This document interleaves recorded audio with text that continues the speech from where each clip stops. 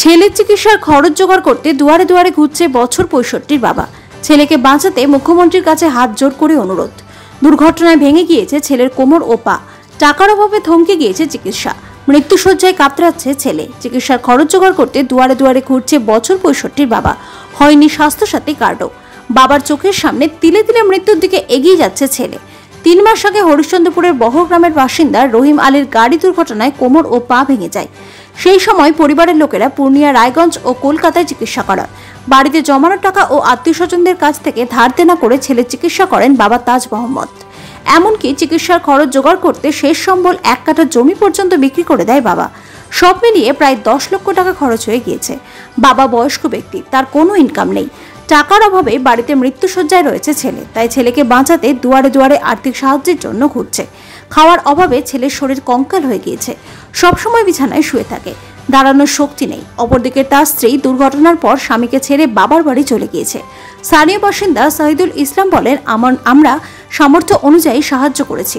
চিকিৎসার জন্য ৫ থেকে ৬ লক্ষ টাকা প্রয়োজন। কোনো স্বেচ্ছাসেবক সংস্থা বা সরকার তার চিকিৎসার খরচের ব্যবস্থা করে দিলে হয়তো দ্বিতীয় জীবন ফিরে পাবে রহিম। বাবা তাজ মোহাম্মদ বলেন, আমার ৩ ছেলে, রহিম মেজ। ৩ মাস আগে ভবানীপুর ব্রিজ মোড়ে গাড়ি দুর্ঘটনায় তার কোমর ও পা ভেঙে যায়।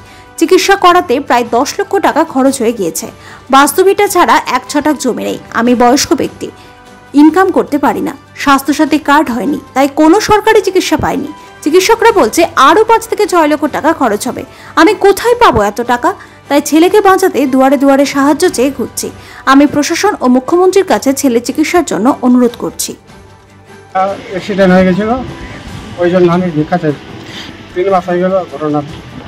পায়দল যাচ্ছিল আর পাশের দিক থেকে আসে মারে দিল ধাক্কা। আমি নিয়ে চলে গেলাম পূর্ণিয়ায় যাই না, ওখানে ৬ দিন থাকলো। ৬ দিনের বাদে ইলাজ হলো না। ওখান থেকে নিয়ে চলে আসলাম বাড়ি থেকে নিয়ে ফের নিয়ে চলে গেলাম রায়গঞ্জ নিয়ে যাওয়ার বাদে ওখানেও পূর্ণিয়া তো আনিয়ে রায়গঞ্জ নিয়ে গেলাম। রায়গঞ্জ থেকে ট্রান্সফার করে দিল ৫-৬ দিন বাদে কলকাতাতে ঘুরে আনে ৫-৬ দিন থাকলো ঘর।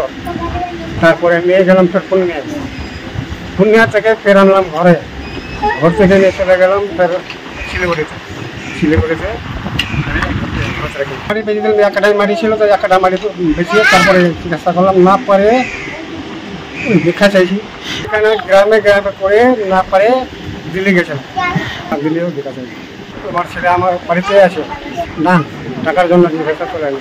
ওই টাকার জন্য পড়ে আছে, টাকা হবেই না, কোন জায়গায় নিয়ে যাবো। খাবার দাবার নাই, ১-২ মাস থেকে খাবার দাবার খাচ্ছে। যদি পায়ে টানে খাচ্ছে তো উল্টি করে দিচ্ছে। কোমরটা ভেঙে গেছে, পা দুটোই ভেঙে গেছে। আর পাশের দিককার মাংসটা কাটে ফাঁকে দেওয়া গেছে। অপারেশন হয়েছিল। এখন কার কাছে যাবো? যদি সরকার দেয়, সরকারের কাছে সরকারকে আমি চাইছি যে কিছু সাহায্য করেন চিকিৎসা করার জন্য।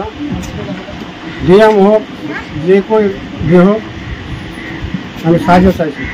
স্বাস্থ্যসাথী কার্ড আছে আপনার পরিবারে? না স্যার, খুব অভাব। এখন কিনে দিতে পারছে না। তার ছেলেরা এখন কিনে 2টা ছেলে এখন কিনে বাইরে ওরা কিনে চাঁদা করছে কিনে মানুষের কাছে।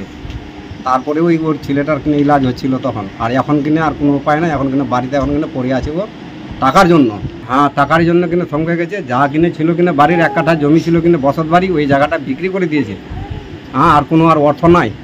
বাবার কিনে বয়স এখন 65, বাবা এখন কিনে কামাই করতে পারেনি। আর কি করে আর ছেলেটার এখন ট্রিটমেন্ট হবে? আর সরকার কোনো মদতগারি করেনি।